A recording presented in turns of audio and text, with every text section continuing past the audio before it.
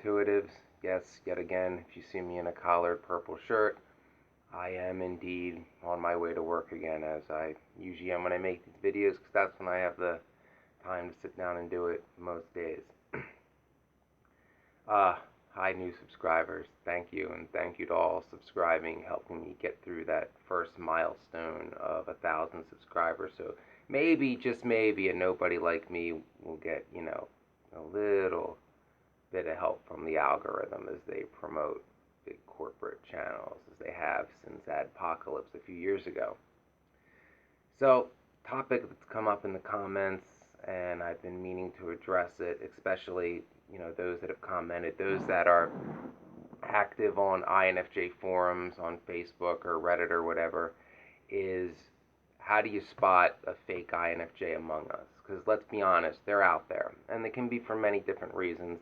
The most common being is that the more MBTI gets out there with channels like this, or channels like this that are actually successful, um, the rarity of INFJs draw people in because of elitism, exclusivity. And I did a video about why being rare for INFJs is not a good thing. You should check it out. I'll try to put it in the comments. But the fact that we're like 1 to 1.5% of the world's population, people want to be a part of that club. It's similar to how in stolen valor in the military, everybody claims to be special forces.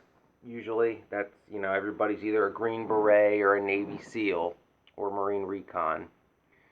But friends of mine who are in the Army, they said every fake they meet, that fakes being in the Army, fakes being a Green Beret, and these guys were badasses in their own right. They were 82nd Airborne, and like they told me, like, yeah, we occasionally would bump into SF guys, but the amount of people that claim to be SF that weren't, if they actually were SF, we'd be bumping into SF guys every time you went to the latrine. It's similar to that.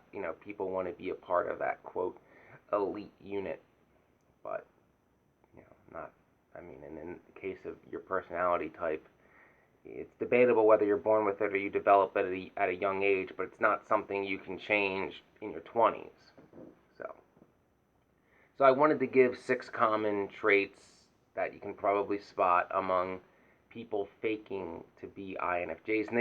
And a lot of them very well could be narcissists lurking, trying to get an INFJ who has trust issues to open up so that they can use them for their next supply. It's a game to them. I said it before, a lot of times, especially older male narcissists, like narcissistic men that are like my age or a little bit older, mid to late 30s, will purposely try to go after empath, intuitive females in their early 20s, usually ENFJs, because they struggle to say no, and manipulate them into a couple-month fling relationship where the ENFJ thinks it's something real, and that this older guy, he's different from the younger guys that just want to drink, party, and hook up. But no, it's usually like the Peter Pan narcissistic types that view everybody as a pawn, and the woman in this case would just be his latest trophy to show off until he gets bored with it and wants a new trophy. Kind of like how a lot of women do with purses. It's like, hey, Gucci purse, it's not popular anymore. Louis Vuitton purse, So I don't know. I'm not into materialism. Not that I live without things I need, but I'm just saying, the keeping up with the Joneses bullshit. Anyway, into my 6 traits to spot a fake INFJ. Number 1, if the person is very well grounded and in tune with the world around them. In other words, they're very well in tune with sensory perceptions, the minutia of the clicks and everything going on at school or at work, and they're into like who's fucking who, and all the gossip mongering and all that kind of bullshit that INFJs really don't give a shit about. We don't care who's sleeping with who unless it's the person that we're secretly have a thing for that we haven't worked up the courage to ask out yet. That would be the only exception. Because INFJs aren't very well grounded with the world around us. We very much live in our inner world, that idealistic world, and we use our intuition and overthink of ways to bring that idealistic world in our head to fruition. We try to look at things as what they should be or could be as opposed to what they are, because we're not ones to just accept a broken, corrupt status quo. That's why we need to get into politics, because we'll be the ones who cannot be bought and will not accept the neoliberal, corporatist, corrupt, baby boomer old boys club that many who get in and say we're going to fight don't fight. Ooh, look shiny. Ooh, I'm in the club now. I like the club. What? Put that match down, INFJ. Match. Okay. So, another big reason is putting logic over people. INFJs, despite the fact that we're introverts or arguably ambiverts, are very people focused. We're very drawn by emotions. We feel empathy. We're usually empaths, and those emotions are what guides us in our interactions with people over cold-hearted facts and logic. We're ruled by our emotions. We act on our emotions, be it out of empathy or rage, if the situation calls for it. Another fake thing is if the person who's claiming to be an INFJ, if they cannot manage, being a loner for periods of time. In other words, like, this person never spends time alone. They're always out socializing. INFJs, though we're the most extroverted of the introverts, we do need that alone time to recharge. We can almost appear extroverted in social situations around the right people, but it's like a battery, and eventually that battery runs out and we need alone time to recharge to be able to do that again. But if someone claiming to be an INFJ is thriving in superficial interactions with people where it's all surface level bullshit like in a club, and they're thriving there, yeah, you ain't one of us. Another big one is the fake INFJ. They focus on quantity over quality. INFJs it's about getting it right one time, not about how many you have. The most common example of this would be love. INFJs would choose, if they can find, that one person, that true unconditional love twin flame at 20, they're good.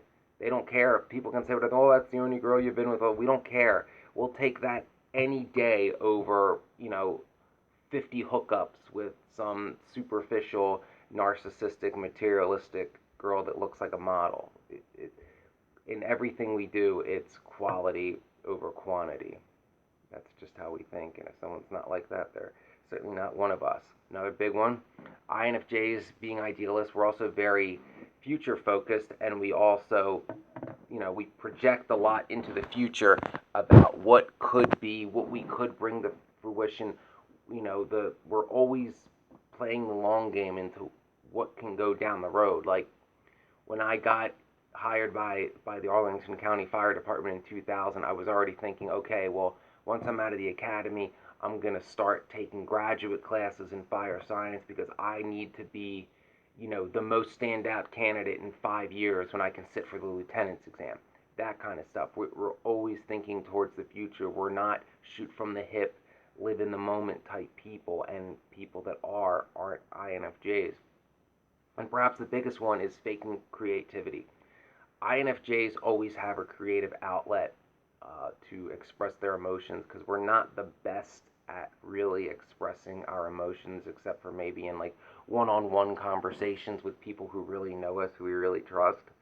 So creativity can be, some INFJs use their creativity and try to get their emotions out by acting, by portraying fictional characters who in a lot of ways resemble who they really are, but since they can't express who they are themselves, they express it through these fictional characters that are a lot similar to them, but because the character is a character and it's fictional, they feel a lot easier to let their guard down, because at the end of the day, they can hide behind that they're pretending to be someone else. That is the MO of most INFJ actors and why they get into acting. A lot of INFJs are skilled musicians. They express, their sorrow and stuff through music. Albeit a fictional example, but yet still a good example would be Lisa Simpson and her saxophone, and playing jazz and the blues. I myself, I write poetry. Some of it's, I have a playlist of my poetry I wrote that I shared a little bit of it on this channel. You should check it out. Some INFJs write poetry. Some INFJs try to express their emotions through writing music. Some the music that really like I connect with and understand as an INFJ, and I didn't know it till a few years ago, is a lot of songs by Rush, especially their like stuff that wasn't made to be hit singles. Most of it's written by Neil Peart. The late great Neil Peart was an INFJ who unfortunately had to deal with a lot of sorrow in his life despite his fame and fortune. So not having some kind of creative outlet is a big one, and I'll add one more bonus one. Not liking deep philosophical, metaphysical, spiritual, abstract conversations. If someone doesn't want to talk about like philosophy or spirituality, Atlantis, things of that nature, stuff about ancient mysteries, things where you have to really think about like what could have been. You know what I mean? It's not cut and dry what it is. If someone's like completely avoids those kind of conversations and would rather talk about like you know the Bachelor or who won the sports ball game, yeah, they're probably not an INFJ. Those are the deep philosophical conversations are the kind that INFJs do thrive in, and that's the kind of social interaction that we do crave. So just keep these in mind if you spot this with anybody claiming to be an INFJ. Them faking it doesn't necessarily mean that they have an ulterior motive, that they're trying to use or exploit you, but you can't rule it out. So trust your intuition when dealing with a fake INFJ. Because remember, you have integrity. They don't. You don't care about fitting in.